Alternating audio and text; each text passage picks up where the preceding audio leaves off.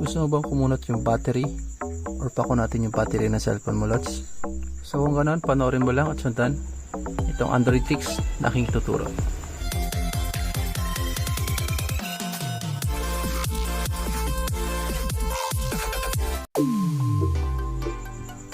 Hello, what's up sa inyo mga Lods? Good day and good evening. Welcome back sa ating YouTube channel, JTV here. Welcome na naman sa ating YouTube channel para naman sa ating panibagong Android tricks na ating isi-share sa inyo. Okay, for today's video mga Lods, no, is aking isi-share sa inyo kung paano pako natin yung battery ng ating Android phone. So, napaka-basic na ito mga Lods, no?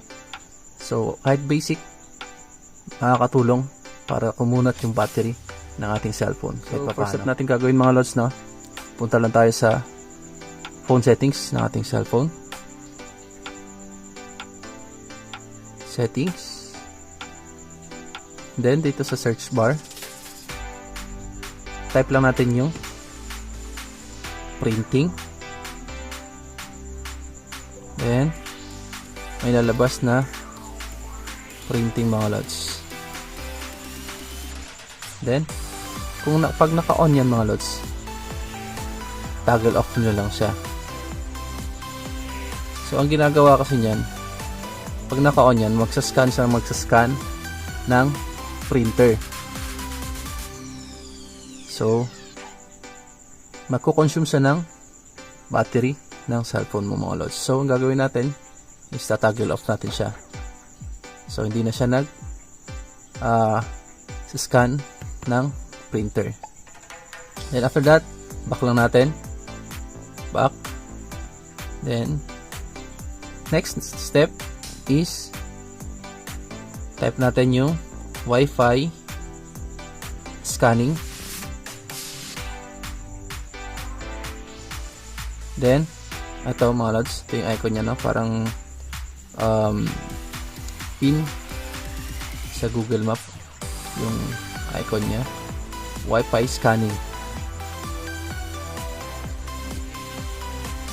Then, may makita kayong Wi-Fi scanning.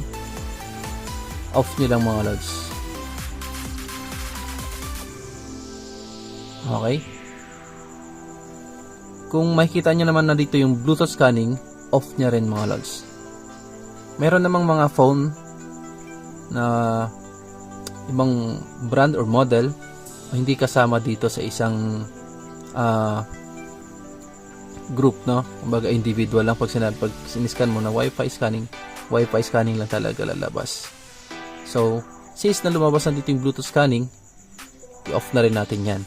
So, kung hindi naman, hindi siya lumabas dun sa scanning, type mo lang yung Bluetooth scanning. To double check na rin. Ito na. Ito yung icon niya. Then, since in-off na natin kanina, so naka-off na siya. Then, next step natin gagawin is punta tayo dito sa account and sync. Then, tap lang natin yan. Then, may kit dito sa Google, no? Tap na natin yung Google. So, ito yung mga naka-auto-sync yung ano natin. Naka-auto-sync yung calendar, contacts, drive, Gmail, calendar, and task calendar. Kung ano yung mga nilagay natin dun sa ating calendar.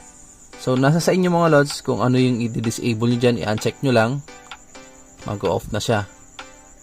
So, mostly nyan, yung mga photos, every time na take tayo ng photos is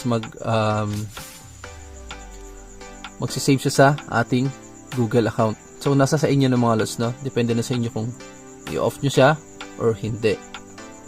Okay? Next step is yung ating kadalasan na nangyayari to sa mga hindi lang natin pinapansin pero malaki yung pag-contribute sa pag-drain ng ating cellphone. Etong GPS location mga Lods. I-off nyo lang yan mga Lods. I-on nyo lang pag gagamitin nyo siya. Of course. So, the next is yung ating Bluetooth. Off nyo lang din yan. And lastly mga Lods, no, Importante, wag na wag kayong mag-i-install ng battery saver app. Hindi yun makakapag-save ng battery.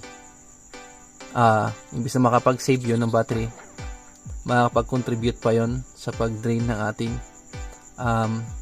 battery ng ating cellphone mga lods.